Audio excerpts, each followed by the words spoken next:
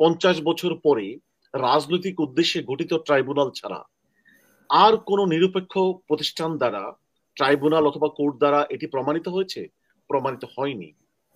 মাহফুজকে আরো জানতে হবে সহযোগী কাকে বলে, যুদ্ধাপরাধের সংজ্ঞা কি, যুদ্ধাপরাধের সহযোগী কাকে বলে, তাকে এটি ভালো করে জানতে হবে। এই যুদ্ধাপরাধের ট্রাইব্যুনালটি আন্তর্জাতিকভাবে এটি ইন্ডিপেন্ডেন্ট, মানে কোনো ফেয়ার ট্রায়ালের উদাহরণ সৃষ্টি করে নাই। আন্তর্জাতিক বিশ্ব এটি প্রত্যাখ্যান করেছে। ব্রিটেন, আমেরিকা, জাতিসংঘ, ইন্টারন্যাশনাল ক্রিমিনাল কোর্ট, তারপর হচ্ছে ইউকে বার হিউম্যান রাইটস কমিটি, সকলে প্রত্যাখ্যান করেছে। অ্যামনিস্টি, হিউম্যান রাইটস সকলে বলছে এই ট্রাইব্যুনালে বিচারটি আনফেয়ার, পলিটিসাইজ ট্রাইব্যুনাল হয়েছে। একটি দলের বিরুদ্ধে তারা বিচার করেছে। আপনারা কিন্তু রাজনীতি করার জন্য আপনার ক্ষমতা আসেন নাই।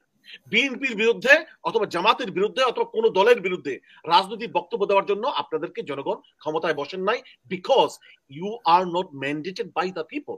জনগণ আপনাকে ক্ষমতায় যে রাজনীতি করার জন্য ম্যান্ডেট দেন নেই। দেখুন, প্রথমে আমি স্পষ্ট করে একটি কথা বলতে চাই যে এই সরকার, Yunus led this government, it is not an elected political government. এই কথাটা যদি আমরা মেনে নিই, জনগণের ইচ্ছায় নন পলিটিক্যাল একটি গ্রুপকে আমরা ক্ষমতায় বসিয়েছি। তারা পলিটিক্যাল কথাবার্তা বলবে না এবং তারা বায়াস হবে না, এটাই তাদের কাছ থেকে আমাদের প্রত্যাশা। হ্যাঁ, ব্যক্তিগতভাবে কারো পলিটিক্যাল ইনক্লিনেশন থাকতে পারে, পলিটিক্যাল ফিলোসফি সে হোল্ড করতে পারে, কিন্তু তার আচার আচরণে বাংলাদেশের রাজনৈতিক যারা স্টেক হোল্ডার্স, তারা যদি আঘাতপ্রাপ্ত হয়, তাদের ব্যাপারে যদি কথাবার্তা বলা হয়, তখন সরকারের যে একটি অরাজনৈতিক চরিত্র, সরকার নিরপেক্ষ একটি অবস্থানে আছে, তারা লেভেল প্লেইং ফিল্ড করতে চাচ্ছে, তাদের এই অবস্থানটি প্রশ্নবিদ্ধ হয়ে যাবে।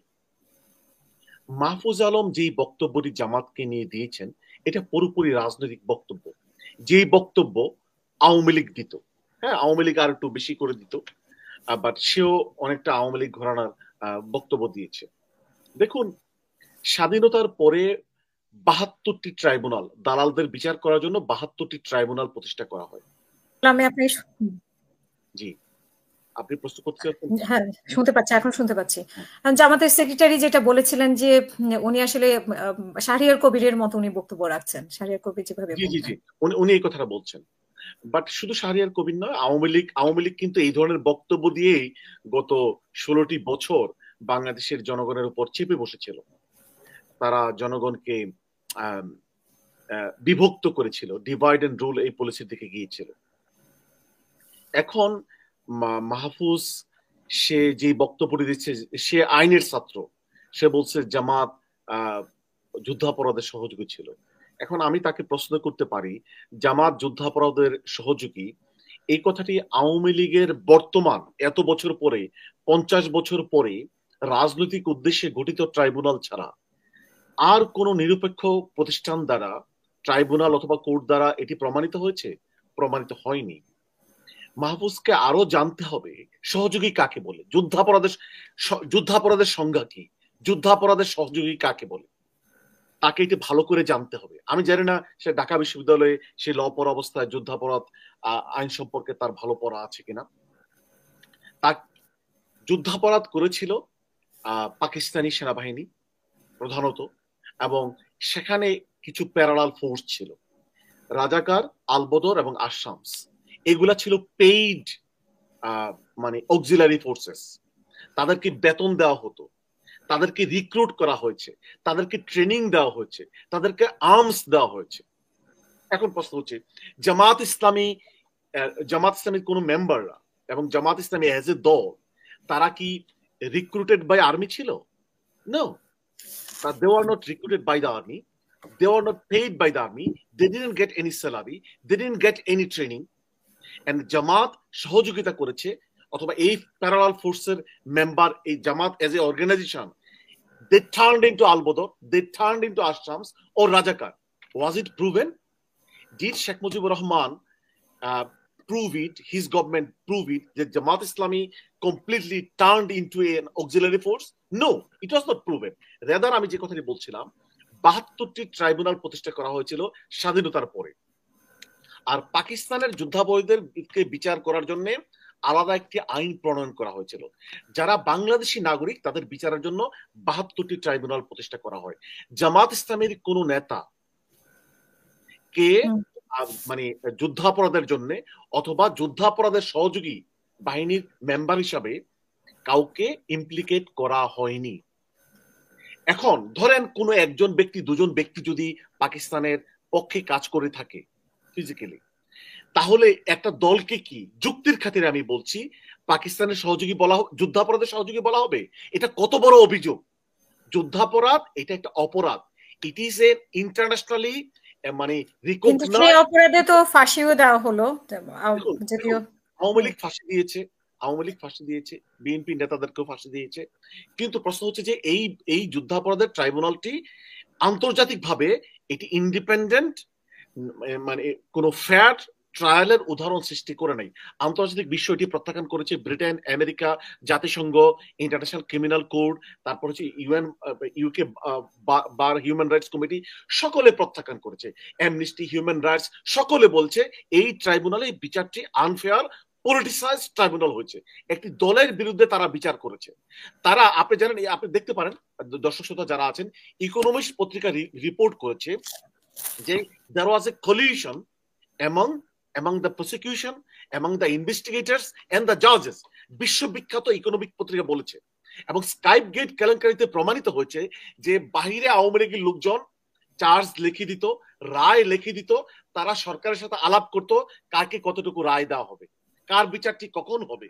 এটা স্কাইপ কেলেঙ্কারিতে প্রকাশিত হয়েছে, যেটি বিশ্ববিখ্যাত ইকোনমিক্স পত্রিকাও প্রকাশিত হয়েছে। সুতরাং ট্রাইব্যুনালের রায় এবং ট্রাইব্যুনালে যাদেরকে সাজা দেওয়া হয়েছে, এটা কোনো বিচারের উদ্দেশ্যে, বিচারের স্বার্থে, for the sake of justice এটি করা হয়নি। এটি করা হয়েছে জামাত বিএনপির সহযোগী ছিল। জামাত বিএনপি একসাথে থাকলে আওয়ামী লীগের রাজনীতি করা মানে কঠিন হয়ে যায়। তারা রাজনৈতিক স্বার্থে আওয়ামী লীগের উপর একটি রাজনৈতিক প্রতিশোধ নিয়েছে। মাহফুজ আলমকে এই জিনিসটি বুঝতে হবে। তার আরেকটু ভালো করে পড়াশোনা করা উচিত। আন্তর্জাতিক আইনে যুদ্ধাপরাধ কি, আন্তর্জাতিক আইনে যুদ্ধাপরাধের সহযোগী কাকে বলে, এই জিনিসটি সে যেহেতু বুঝে নাই। এবং এখন আপনি বলতে পারেন সিভিলিয়ানরা কিন্তু বর্তমানে এখন নতুন একটি আইন হয়েছে যে ক্রাইমস এগেইনস্ট হিউম্যানিটির সহযোগী সিভিলিয়ানরা হতে পারে, বাট সেটাও কিন্তু মানে কিছু রিকোয়ারমেন্ট ফুলফিল করতে হবে। কি? তারা দেওয়ার রিক্রুটেড এবং তাদের মাঝে তারা মিলিটারি অ্যাক্টিভিটিস করতো। এটা নতুন ক্রাইমস এগেইনস্ট হিউম্যানিটিতে বলা হয়েছে। কিন্তু যুদ্ধাপরাধ is genocide. I think he should know the definition of genocide. Genocide কোনো একটি মানে মানে এই আর্ম ফোর্সেস জেনোসাইড করে, এবং জেনোসাইড করতে হলে তাদের সহযোগী যারা হয় তারা trained and recruited by the army, এবং তাদের রেকর্ড থাকবে, তাদেরকে রেকর্ড থাকতে হবে। মাহফুজ আলম আমাকে রেকর্ড দেখাতে হবে যে জামাত ইসলামীর কোন নেতা যুদ্ধাপরাধের সহযোগী বাহিনীর মেম্বার ছিল। মাহফুজ আলম আমাদেরকে রেকর্ড দেখাতে হবে। যদি সেই রেকর্ড না দেখায়, তাহলে আমি জামাত ইসলাম সেক্রেটারি জেনারেলের সাথে সুর মিলায়ে শুধু এতটুকু বলবো না সে শাহরিয়ার কবিরের সাথে সুর মিলাচ্ছে। আমি বলবো তার এই বক্তব্যটি আওয়ামী লীগের বক্তব্য, রাজনৈতিক বক্তব্য। সে অরাজনৈতিক চরিত্র সে লঙ্ঘন করেছে। এই সরকারের মানে ঘাড়ে রাজনৈতিক একটি দোষ সে বই নিয়ে বেড়াচ্ছে। আজকে জামাত ইসলামীর সমর্থনে তো এই সরকার, বিএনপির সমর্থনে তো এই সরকার। তো আপনি তো রাজনৈতিক বক্তব্য দিতে পারেন না। আপনার দায়িত্ব হচ্ছে একটি সুষ্ঠু নির্বাচন করে আপনি ক্ষমতা থেকে বিদায় হওয়া, গণতন্ত্র ফিরিয়ে আনা। এই দায়িত্বের জন্য কিন্তু আপনার ক্ষমতা এসেছেন। আপনারা কিন্তু রাজনীতি করার জন্য আপনার ক্ষমতা আসেন নাই। বিএনপির বিরুদ্ধে অথবা জামাতের বিরুদ্ধে অথবা কোন দলের বিরুদ্ধে রাজনৈতিক বক্তব্য দেওয়ার জন্য আপনাদেরকে জনগণ ক্ষমতায় বসেন নাই, because you are not mandated by the people. জনগণ আপনাকে ক্ষমতায় যে রাজনীতি করার জন্য ম্যান্ডেট দেন নেই, জনগণের সমর্থনে আপনি ক্ষমতায় এসেছেন। সুতরাং আপনি রাজনীতি করতে পারেন না, আপনি রাজনৈতিক বক্তব্য দিতে পারেন না, এবং আপনি নিজে ক্ষমতায় থেকে একটি দলও তৈরি করতে পারেন না, অথবা নতুন দল তৈরি করার জন্য মানে সহযোগিতা করতে পারেন না প্রত্যক্ষ এবং পরোক্ষভাবে। সেটা যদি করা হয় সেটি আমি মনে করব অনৈতিক হবে। তার এই বক্তব্যটি পলিটিক্যাল বক্তব্য হয়ে গিয়েছে। তার অবস্থান থেকে এই বক্তব্যটি তার জন্য মানানসই নয়। ধন্যবাদ। আপনি বলছেন যে বিএনপির একটা মানে বিএনপিকে দুর্বল করার জন্য জামাত ইসলামের সেই নেতাদেরকে শাস্তি দেওয়া হয়েছে। কিন্তু Definitely, আমরা তো definitely. হ্যাঁ, আমরা তো জানি যে জামাত ইসলামের নেতারা এও বলেছে যে ভারতের ইন্ধনেই আসলে এই যুদ্ধাপরাধীদের এভাবে শাস্তি দেওয়া হয়েছে, এবং দেখুন দেখুন জামাত ইসলাম আসলে চায়নি যুদ্ধটা হোক, এবং কারণ সে এই যুদ্ধে জেতার পরে ভারতের পেটের মধ্যে বাংলাদেশ ঢুকে যাবে, এরকম একটা কনসেপ্ট তারা দাঁড় করিয়েছিলেন। জি, দেখুন দেখুন এখানে অনেকগুলা ফ্যাক্টর কাজ করেছে। অন্যতম বড় ফ্যাক্টর হচ্ছে যে বিএনপি জামাত অ্যালায়েন্স থাকলে আওয়ামী লীগ রাজনীতিতে দীর্ঘদিন ক্ষমতা থাকতে পারবে না। This is one of the main reasons. এখানে অন্যান্য মানে রিজনাল ইন্টারন্যাশনাল কিছু প্লেয়ার রয়েছে যারা তাদের স্বার্থে জামাত ইসলামীকে দুর্বল করে দিতে চেয়েছে। এখানে তো ইন্টারন্যাশনাল প্লেয়ার অবশ্যই আছে। এবং দেখুন দেখুন সাইদি সাহেব কিন্তু 71 সনে জামাত করেন নাই। মানে 71-এর আগে সাইদি সাহেব জামাত ইসলামী জয়েন করেছে 76 অথবা 74, মানে এই দেশ যখন হয়। সাইদি সাহেবকে কেন প্রথমে টার্গেট করা হয়েছিল? Because because of his popularity, because of growing Islamic support. এই কারণে কিন্তু তাকে মানে শাস্তি দেওয়া হয়েছিল এবং তাকে কিন্তু ফাঁসি দেওয়ার কথা ছিল। জনগণ যদি রাজপথে না আসতো, রক্ত ঢেলে না দিত সাইদি সাহেবের জন্য, প্রথম ফাঁসিটা কিন্তু সাইদি সাহেবের হতো। এটি কেন হয় নাই? যখন জনগণ ওনার জন্য আন্দোলন করেছে। কিন্তু প্রশ্ন হলো ওনার বিরুদ্ধে মামলাটি এবং অভিযোগটি কেন প্রথমে করা হলো? উনি কিন্তু পলিটিক্যাল এলিমেন্ট ছিলেন না, উনি জামাত ইসলামের কোনো নেতা ছিলেন না, ছাত্র সংঘের কোনো নেতা ছিলেন না, কিন্তু ওনাকে প্রথমে ধরা হয়েছে কেন? Because he is an Islamic figure. ধন্যবাদ।